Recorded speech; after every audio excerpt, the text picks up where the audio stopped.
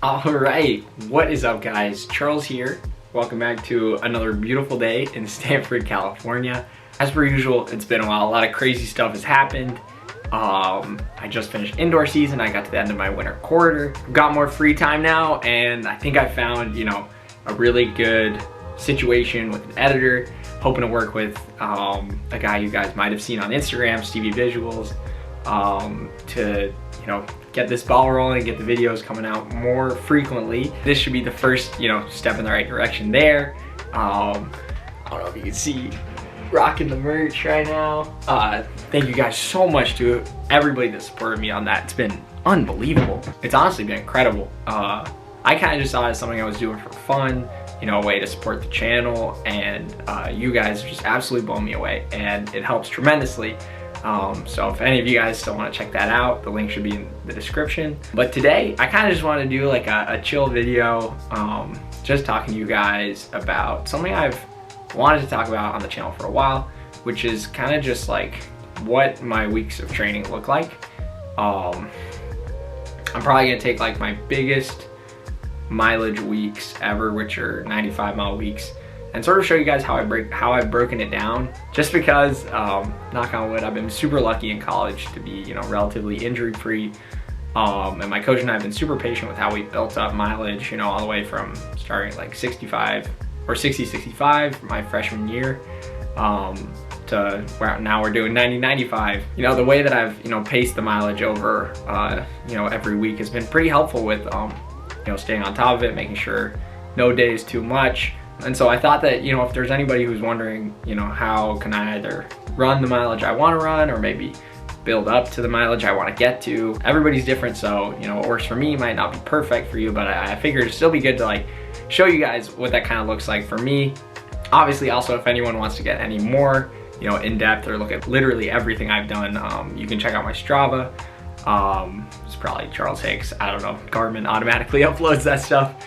To start off, some people are gonna hate me for this. This is kind of a controversial topic in the running community from what I've seen, but our coach, Coach Santos, has us starting the weeks on Sunday instead of Monday. So we start the week with a long run. If I'm doing 95 miles a week, I'll probably do like 17. And we also do 2 workouts a week, so sometimes it's like nice to have the long run be something that's up tempo, not really a workout, but just something that like kind of gets the legs working. I don't know. I've always found it, super fun to just get into it a little bit, not overdo it, but checked out my Strava, we'll see sometimes those runs get a little hot pace-wise. But yeah, I would probably do 17 miles because it's the first day of the week. It's nice to front load if when you're feeling good, when you got a ton of energy. I always think that, you want to get every mile while you are. You want to get every mile while you can. So 17 on Sunday. And then looking forward to Monday. You got long run Sunday, then we move on to Monday, which is now an easy run day. For easy run days, that's kind of the best opportunity, I think, to get mileage, because neither run is really difficult.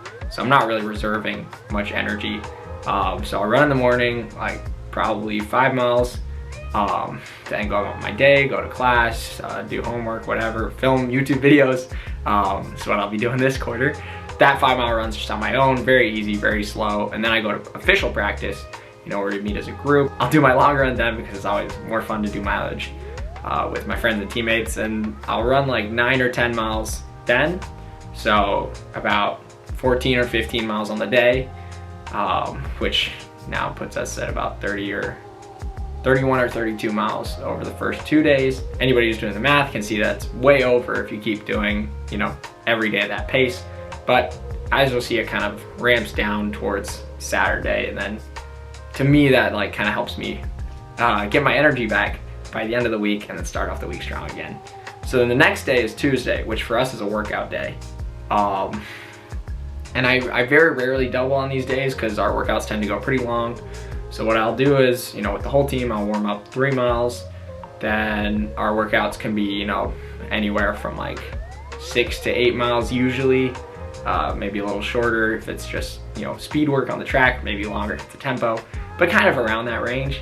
And then I pivot my cool down based on what kind of mileage I got in the workout. So if it's not super long, I'll go like 2 or 3 miles, but I've had some cool downs where I've gone like 5 or 6 miles. Anything above that, I would probably recommend just doubling in the morning, or that's what I would do myself. But that's what's worked for me, is, you know, keeping Tuesday single, just getting a lot of volume in on both sides of the workout, and then a really good quality workout in the middle. And then we move on to Wednesday, which we use as a medium long run day. It's like a long run, but a little bit smaller. So when I'm doing 95, I'll probably do about 13 miles max. You know, you could push it to 14 if you're running 17, but 17 is already, you know, kind of a little longer for a 95 mile week. So I usually do 13, but Tuesday's mileage usually adds up to about 13-ish, you know, 12 to 14 range. And the goal is to always be flexible. On our team, we have mileage ranges, so it's always like a 5 mile window. And I'm always shooting to hit the highest mileage range possible every week. You know, it's the way I try and start the week. But you should always be, you know, adaptive in a sport like this especially. So, you know, it's really no stress if you're, you know, a mile off or a mile above. You just gotta, you know, feel it out for yourself and figure out what works best for you. And it might change on a week-to-week basis. So then I do the MLR, then I have another mileage day on Thursday. Thursday, I always try and make it look like almost exactly like Monday, but maybe a little bit shorter, because, you know, I tend to be a little over mileage at this point, so I can start scaling it down, bringing the week to a close. So I'll go like 4 in the morning on Thursday and maybe 8 or 9 in the afternoon with my teammates. You know, we have lift after, so we have lift Monday, Thursday, and our runs are almost exactly the same. So the days are pretty much identical. And then we have workout day Friday, which can be pretty long, but, you know, it's very similar to Tuesday. 3 mile warm up, whatever the workout mileage is, and then you adapt afterwards. Sometimes coach will let us know if the mileage is, you know, gonna be pretty significantly different, so we can prepare for it ahead of time.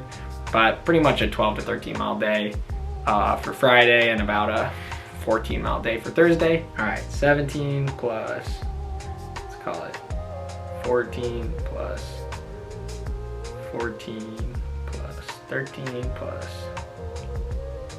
13 plus 14. So I went kind of like in the middle of the ranges. And so for a 95 mile week, honestly, that's a little bit short. So that's kind of why you can see, like, when you're getting up to mileage like this, like getting close to 100, you really want to take every mile you can get.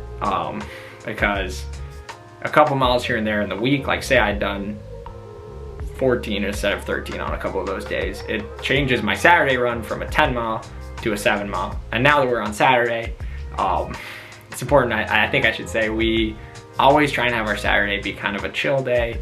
You're still doing mileage, you're still working the legs, and I really appreciate that, because I don't know, for some reason when I just take a day, when I've taken days off in the past, like in high school, it kind of just feels like it interrupts the week a little bit for me, and it's hard to get back going. So just having a really easy Saturday where you still go out and you still train and you're still like in the rhythm of you know, doing what needs to be done, it can make it a lot more helpful for me. So if you're at 85 for a 95 mile week, you got a 10 mile day, which is not super chill. So I always try and be more like around 87, 88, have an 8 or 7 mile day on Saturday, and then you're done. You got 95 miles. And that is, you know, pretty much it.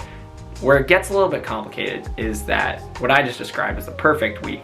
You know, that's like a middle of the summer week where you got no class, you got no races, nothing going on. You can do literally whatever you want. You have all the time in the world.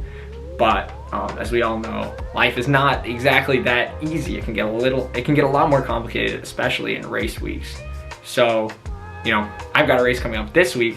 It'll be the Stanford Invite. I don't know when this video will go live, but I'll be racing around 8 p.m. on April 1st, and it's not an April Fool's joke. For example, this week I'm running about 90 miles. And what I'll do is I'll turn my Saturday run into my, if I'm racing on Friday, this week I'm trying to run about 90 miles. So what I'll do is I'll have pre-meet on Thursday, which will become my, you know, chill, easy day. So Thursday gets swapped with Saturday.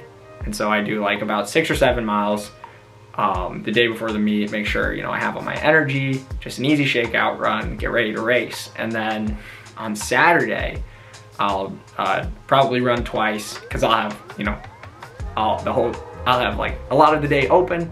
I won't be as worried about racing, you know, that, you know, stress, excitement will have passed, and that's kind of the name of the game. That kind of flexibility, that adaptability has been super helpful for me, you know, especially as I've transitioned from high school to college, was just, you know, letting go of hitting specific things every day, and thinking, you know, that was going to be the difference between winning or losing. The difference between winning or losing is never going to be, you know, an individual amount. It's about being able to put together an unbelievable, you know, an amount of training that you can't even really think about. So the key to be able to get that training is to be, you know, a little bit more relaxed, just enjoy the process, and figure out what works best for you. So that's how I do it. I thought some of you might be interested to hear about it, but let me know if you guys have any other questions. I'll probably be doing like a video like this, you know, every week or so, answering questions I see, you know, in a lot of my DMs or in the comment section. I think the one I want to do next is talking about this thing, which I hear about all the time, which is my altitude tent. And maybe I'll get some of my teammates who have gotten some as well to talk about it. But yeah, that's it for me. It's so good to check back in with you guys. I love having all this free time. It's so awesome, and I love making videos for the channel. So I'm gonna keep it going. I'm gonna keep it going as well as I can. You know, I've got some really cool stuff planned. I think we're gonna do something crazy, you know, with the meet coming up. So I'm really excited for all of that. But as I said before, drop any questions you have in the comments, send them to me on Instagram. I'll try and I'm gonna start reading through my DMs a little bit better than I have been in the past. And thank you guys so much for watching. It means so much to me that you guys always keep checking back in. It's so awesome because I love doing this. So I'll get this video out as soon as I possibly can. I hope you guys enjoy it when I do release it, and I'll see you guys when I see you. All right, have a good one.